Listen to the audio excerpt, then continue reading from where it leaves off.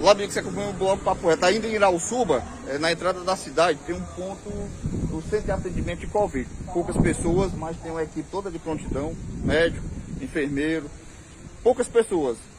Então eu irei falar com o médico aqui que está de plantão. Ele vai falar sobre os atendimentos da Covid-19 aqui em Irauçuba, para a gente ficar por dentro de tudo que acontece aqui no município de Irauçuba.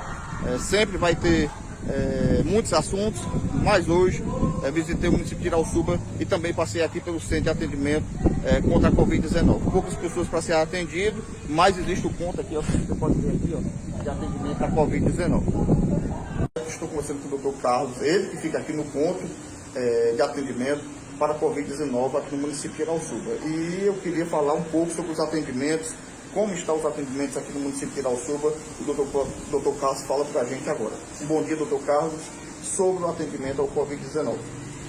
Boa tarde, todo mundo que está acompanhando aí o blog. Boa tarde, bom dia, boa noite, não sei para que vão assistir. Nós estamos aqui falando do município de Irauçuba, no centro Covid. Corrigindo o nosso amigo, eu não sou o único médico que atende aqui, a gente faz um revezamento dos médicos do PSF cada dia de segunda a sexta, manhã e tarde. Realmente nós estamos presenciando nos últimos dias uma pequena diminuição do fluxo de pacientes. Nós vemos que hoje o atendimento foi muito diminuído. Felizmente, né, nós temos aqui vislumbrando o final da segunda onda, aparentemente. Nós temos notícia que os municípios maiores estão diminuindo o número de pacientes internados, né? Nós temos a notícia que em Itapajé já faz alguns dias que não tem pacientes internados. Em Irauçuba, desde ontem, nós estamos com a nossa ala Covid sem pacientes internados, graças a Deus, mas sabemos que nós temos ainda pacientes graves internados em Sobral. A procura de pacientes, mesmo em quadro leve, está diminuindo. Nós começamos o atendimento aqui nesse local, que é a Academia da Saúde, já faz, eu acho que 4 ou 5 semanas. Vemos constantemente que o número de consultas está diminuindo. Ficamos satisfeitos, mas temos ainda muito que nos preocupar, porque os casos no Brasil continuam aumentando, a média móvel, a gente vê isso pela mídia nacional, apesar do Ceará estar diminuindo os casos como um todo. Começou diminuindo na capital e aparentemente está diminuindo no interior agora. Temos que agilizar as vacinas, porque tem muita gente que não está sendo vacinada ainda. Temos a preocupação com as variantes, principalmente essa P1 brasileira.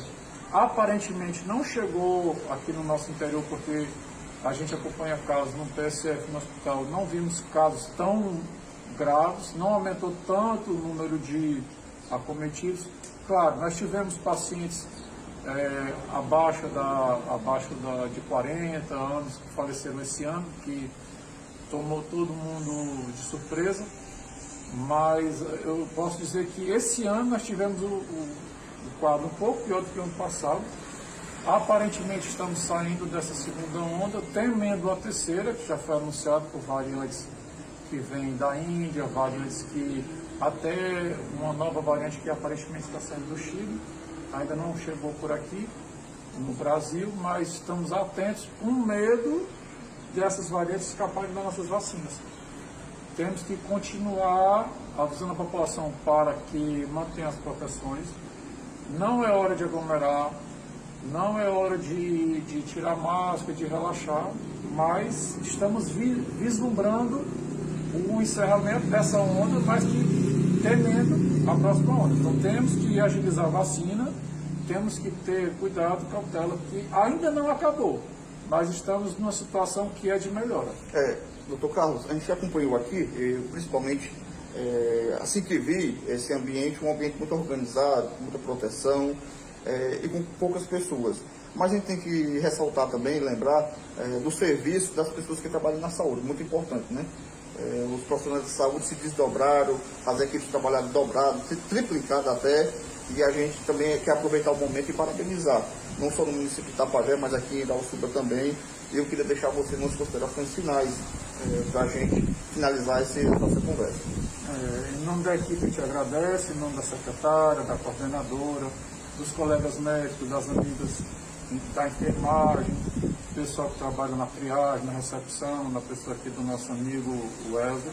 Então assim, a gente faz o possível, a gente trabalha além do nosso horário normal, A gente continua como se fosse um terceiro turno, orientando os pacientes por mensagem instantânea, por internet. A gente tenta fazer o nosso melhor, o que está ao nosso alcance. A gente vê o esforço da administração. Esse ambiente aqui foi justamente uma tentativa, quando a gente estava com uma crescente no número de casos, para separar os pacientes da equipe das UBSs, né? Para não misturar os pacientes. A gente sabe que as nossas UBS, apesar de trabalhar com todo empenho, fisicamente tem a limitação de espaço, e a doença com a transmissão respiratória acaba trazendo muito temor. Então, muitos pacientes deixavam de procurar a UBS por medo da contaminação. Então, foi uma ação nesse sentido, de separar os pacientes com sintomas respiratórios, que pode ser ou não Covid, dos pacientes que procuram a UBS para outros atendimentos. Então, assim, nesse sentido, foi uma ação muito positiva e que, felizmente, agora a gente consegue ver que o número de casos diminuindo pode ter colaborado também de diminuir a disseminação da doença dentro dos PSS, né? Então, gestantes que estavam com um atendimento prejudicado, crianças que deixavam de fazer acompanhamento de puericultura, até vacinas de rotina. A gente via que algumas mães não tinham disposição, achava que era muito arriscado levar na UBS. Você tendo um local para atender os pacientes separadamente, só para sintomas gripais, que pode ser ou não Covid, acabou deixando esse outro grupo mais tranquilo e os programas normais do SUS serem privilegiados, voltar a ter o seu atendimento de rotina, né, que antigamente era prejudicado porque a gente dava prioridade para a Covid no PSF.